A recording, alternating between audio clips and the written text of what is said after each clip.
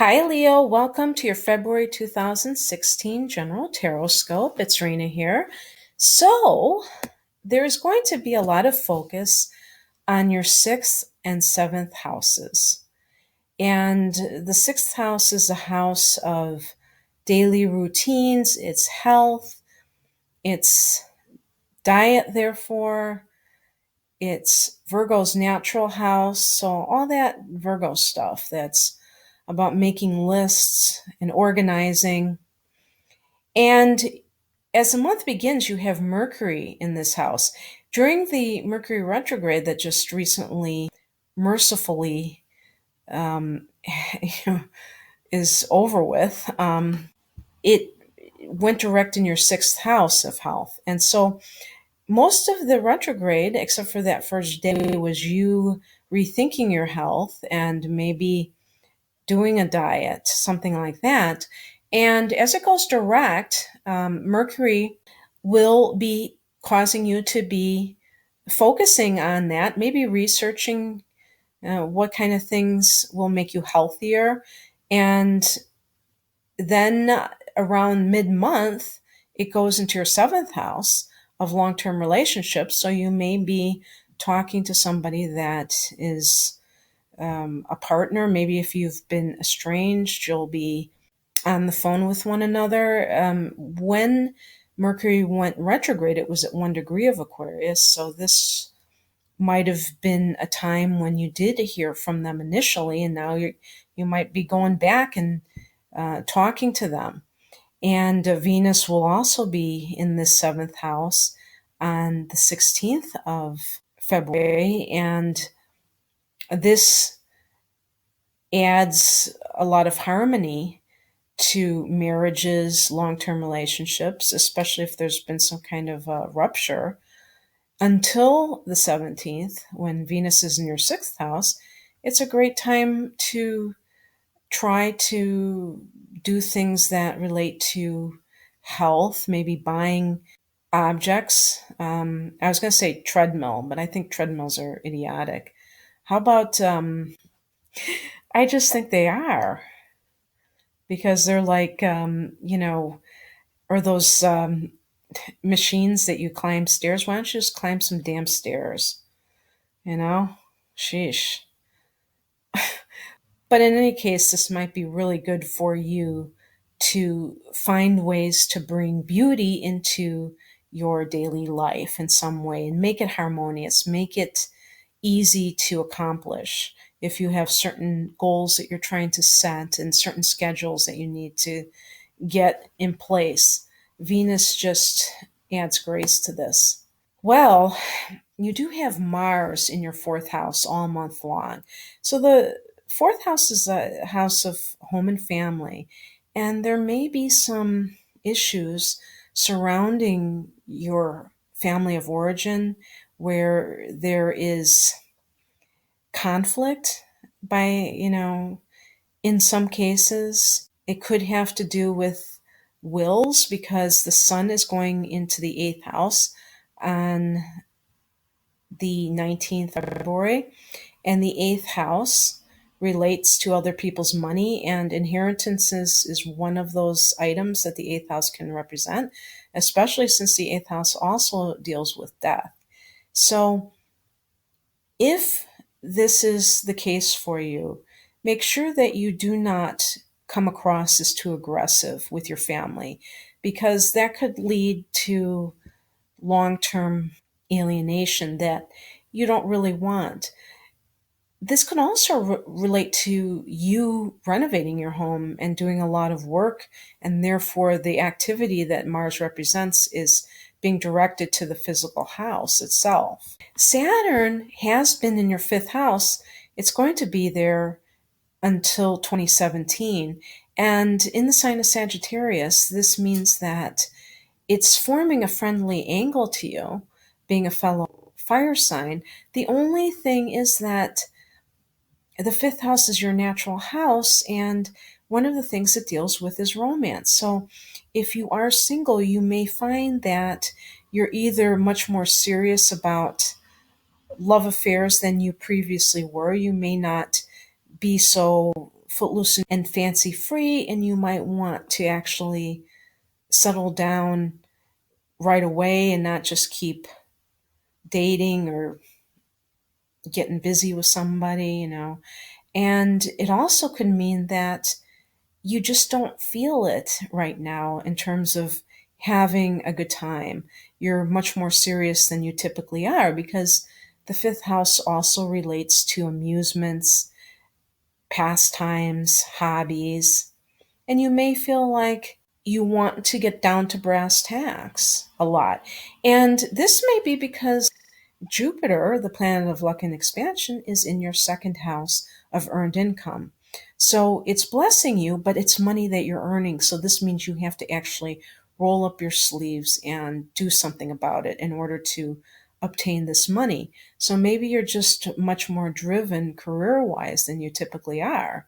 So that's not bad at all because there's a season for everything, right? Wow, Leo, you got some amazing cards. The card that I picked for you currently is the Wheel of Fortune. So this is really about you being on an upswing and attracting to you luck. It's like things just dropping into your lap pretty much. And, again, everything is in cycles. So the wheel represents a cycle. And of course, sometimes we're on the other end of that. And the beautiful thing is that when you're on the upswing, you're able to appreciate it so much more because it's like a whole new chapter in good things coming to you. I picked a card for why this is happening now for you, and I got the Magician card. Both of these are major arcana cards. I actually picked 3 out of the 6 as major arcana, which is that they must be taken at as a higher significance in terms of the influence, that they are not just mundane day-to-day energies, but actually representing major shifts. And the Magician is all about being a conscious co-creator. And so it's really weird. I didn't know this. If you look at the Rider-Waite deck, which is like the standard deck for the Tarot, as well as the deck that I am looking at right now, which is the Morgan Greer deck. And I have read that it's pretty faithful to Rider-Waite, even though some of the cards don't seem the same, and some of the drawings are not the same. But it's got this man, and there's like an 8 above his head, and it's actually an infinity symbol from what I understand. But the number 8 in numerology connects with worldly success, and I believe also power. And so it's really tapping into that personal power. We're coming off of an 8 universal year. And so, come to think of it, because Jupiter was in Leo last year, you may have felt this yourself. And this upswing may just be continuing because now you have Jupiter in the second house of earned income. So you have like kind of a 1-2 punch, so to speak. And you may have learned that you are in charge of the good that comes into your life. And so you're not just waiting for manna from heaven. You're willing to produce it yourself and realize you can attract it to you. The higher message is the Ace of Pentacles, which is a new beginning in money. It can be in also as a new business that you're involved with. So maybe this is what you are celebrating in a way with the Wheel of Fortune. Maybe this is something that you have come up with that you did all on your own, and you came up with it, and you were like the magician, and you created it out of thin air in a sense. And the Ace of Pentacles is just telling you that if you need backing, if you need funding, it will appear, and the universe will provide it at the appropriate juncture if you've been worried about that. And definitely keep that positive frame of mind going, because It could come in many different forms. And remember, the sun is going into your eighth house of other people's money. So it may come in the form of an inheritance, or it could come in a business loan. The eighth house can relate to loans. They can relate to your spouse's money, and money that they get from various sources. So you never know. The advice is the Queen of Swords. So this is becoming more detached and able to kind of be very clear in your thinking and not allow your emotions to get in the way of your ability to, make good decisions and impartial kinds of decisions that you need to make. It's being very, very clear headed, as well as that feminine principle, which is the intuitive side, but because it's the swords, it's more on the rational side of things. But it's the opposite of allowing your emotions to take over and, decide what you do in the future. The card that crosses you, interestingly, is the Star card, which is such a uber positive card. It's really not much of a challenge, But I guess the only challenge that I could see with this is that you want to make sure that anything that you're endeavoring to do, that you do not rely on wishful thinking, that you really approach it from a position of wanting to take ideas and put them into action instead of just talking about them, or instead of just thinking about them, that you actually go the whole route and that you just don't wait for something to happen, that you take the initiative.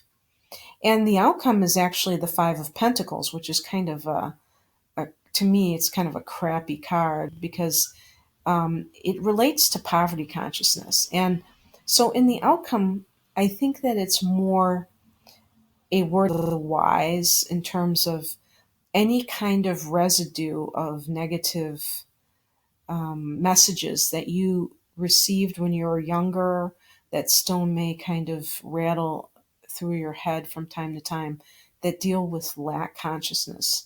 Don't allow those to kind of prevent you from achieving this dream of yours. And I have kind of avoided talking about love in as any of these cards, even though I suppose you could argue that they are universal and that they could deal with relationships, because I really got the feel that this was more on the career level or related to a business that you are trying to get off the ground than, a romantic relationship. So the fact that it ended up being a card of pentacles means that you have to make sure that you always maintain that positive attitude, but also that you do not neglect the spiritual side of life. Don't get too bogged down in the money that you forget about the fact that you are a spiritual being having a human experience rather than the other way around.